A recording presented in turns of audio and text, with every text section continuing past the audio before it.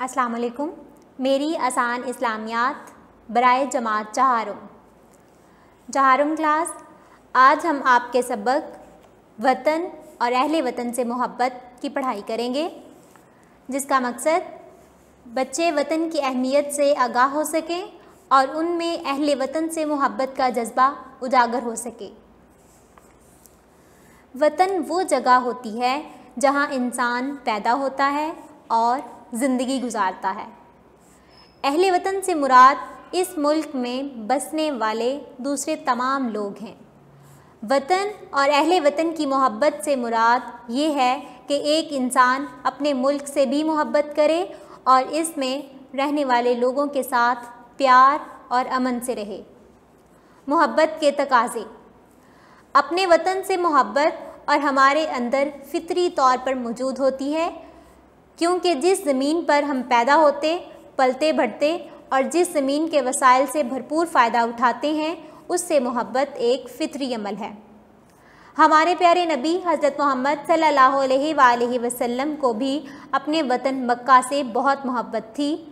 कुरैश मक्का ने आप सल्लल्लाहु अलैहि वसल्लम को मक्का छोड़ने पर मजबूर कर दिया, तो आप सल्लल्लाहु अलैहि वसल्लम ने फरमाया, ए मक्का, मैं तुमसे मोहब्बत करता हूँ, लेकिन तेरे रहने वाले मुझे यहाँ रहने नहीं देते।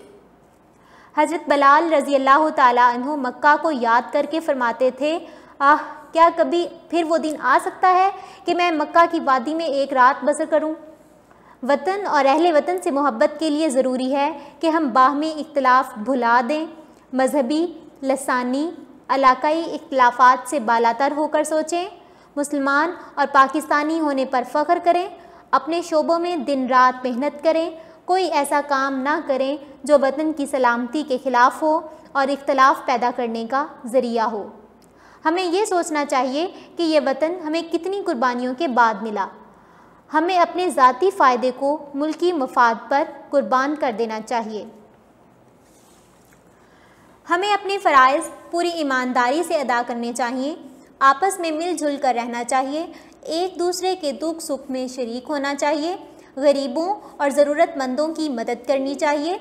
अल्लाह ताला ने हमारे मुल्क को बहुत से कुदरती वसाइल से नवाजा हुआ है।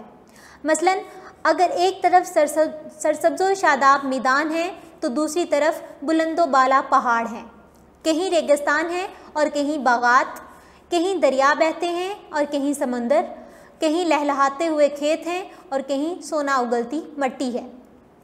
हमारा फ़र्ज़ है कि हम इन वसाइल को बरोएकार लाकर उन्हें मुल्क की तरक्की के लिए इस्तेमाल करें।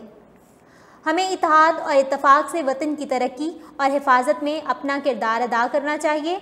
अपनी सलाहियतें मुल्क की तामीर व तरक्की के लिए इस्तेमाल करनी चाहिए, क्योंकि वतन की आज़ादी और सलामती में ही हमारी आज़ादी और सलामती है। चहारुम जमात, वतन और अहले वतन से मोहब्बत की हमने आज पढ़ाई की। आपने इसकी 2 से 3 बार बुलंद ख्वानी करनी है और इसमें से इमला के अल्फाज अपनी रफ़ कॉपी पे प्रैक्टिस करने हैं। अल्लाह हाफ़िज़।